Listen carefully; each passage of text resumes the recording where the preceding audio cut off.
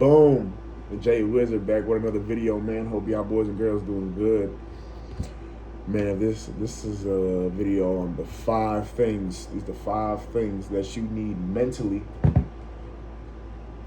Mentally, not this ain't no like physical aspect. This is what you need mentally to become a successful trader. So if you guys enjoy the content, like, subscribe, yeah, all that. So the first thing you're gonna need is these things. You're not gonna get these answers from regular traders because they pay, like they charge for this information. You know what I mean? People are looking to make a dollar, which I don't blame people, but it's the game is game. So boom, the first thing you need is a complete control over your life.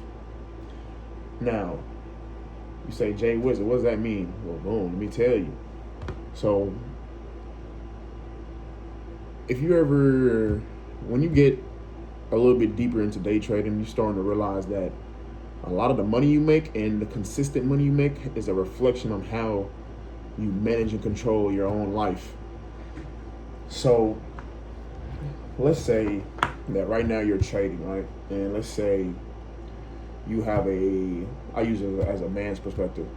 Let's say you have a girlfriend, right? And really, you're focused on trading, but your trading's not really hitting, and you're steady having a fear of trading, and also it's kind of like mentally you're not there. You're not in a mental state to make money. So let's say back to this girlfriend thing. So let's say you have a girlfriend and it's just really a toxic situation. You're not doing anything. It's not improving your life or anything. Vice versa, if you're a woman with a boyfriend.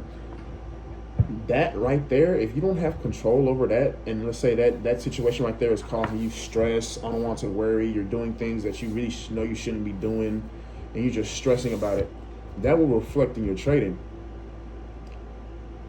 It will reflect as losses, revenge trading, revenge trading, looking to up lot sizes to regain the money you just lost, doing everything outside of your plan. So when I say you have to have a complete control of your life, you need to be able to do away with anything that's not benefiting you. Because when I say that is, if it's not benefiting you, then it's probably have a negative effect on you. And that negative effect on you can cause you stress, which in the long run can cause you to lose more trades, lose more money. And that's not what we want. We're coming into the market to make money, not lose it. So yeah, complete control over your life it's one of the things you need to make sure that you have a sound mind to continue to win trades. Boom. Number 2, mental resilience. Mental resilience. So when I say mental resilience, is the mental fortitude to go through anything. The market, don't any of us control the market. We're all retail traders unless you have a $6 billion account, which majority of us don't. But the market we cannot control the market. All we do is come in at a certain time and a certain time of day when the market's in a certain position to make a couple dollars. So when I say you need mental resilience, you need to have a mind frame of nothing can affect you. That the market doing what you thought it was going to do to what it's actually doing cannot phase you, and it causes you to make certain decisions that you wouldn't normally make in a calm mind. So with mental resilience, it's more easier than it sounds. Yeah, put up with it, but it takes time and effort and really sitting back when a situation comes at you and to slow it down, to not allow your emotions to actually come out and do the actions for you. Get what I'm saying? So when you want a good way to build mental resilience, in my opinion, is go for a run. Like if you're one that struggles when you take a trade and those candles messing with your mind, and you're in the buy, you see one red candle, you think about hopping out, or vice versa, you're in the sell, you see one bullish candle, you think about getting out the trade. Go for a run. When you go on this run, it kind of causes like a dopamine effect. I want to say dopamine. I might not even be using that right, but it allows the brain to focus on something else. You're running. Now the brain can't focus on the charter and the money you may get, win or lose. It's focusing on you keeping your breath running. So try a few things out to keep your mental resilience up. Realize that none of this is going to affect you physically, and there's always tomorrow. Boom. Number 3, patience. Patience. They say being patient pays. Man, that's honestly really true. So when I say patience, you got to understand that if you're coming into the market looking to get rich quick or flip some money, you can, but it doesn't work in the long run for you. Most of the time you'll lose it then more than you'll gain. So when I say patience, and this is what I had to get through my head. I used to be one of those traders where like every trade I take had to be an explosive winner. You know what I mean? It got to be 5% of my account, and all that would do. I was only looking for the big banger trades. But what I realized that I was actually being very impatient. I would come to the market and the market would be anywhere at any price, and I'll find a reason to take a trade. That's not it. I was never patient with it, letting the market come to me instead of me coming to the market. Makes sense? You'll say, well, you'll make a lot more money that way.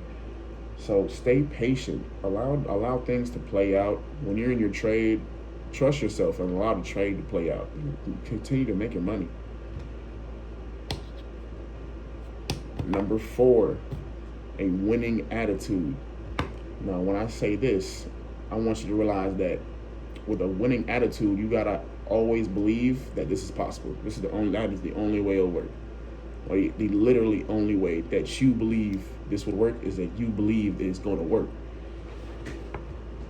When you have a winning attitude, it's kind of like once you've built up a winning attitude, winning becomes kind of numb to you. And now once you have that, you always have this mind frame of being able to see the best in any situation. It's going to reflect in your trading. You're going to realize you're holding trades more. You're confident. Even when a trade flips direction, you're still confident. You're confident in the loss. You see what I'm saying? Like, you have so much of a winning attitude, you're confident in your losses. That right there can make you so much money. So much money, just a simple mind change tweak. So a winning attitude, always realize you can win. Always think you can win. Always imagine yourself winning. That'll help you out a lot too, brother. I'm telling you.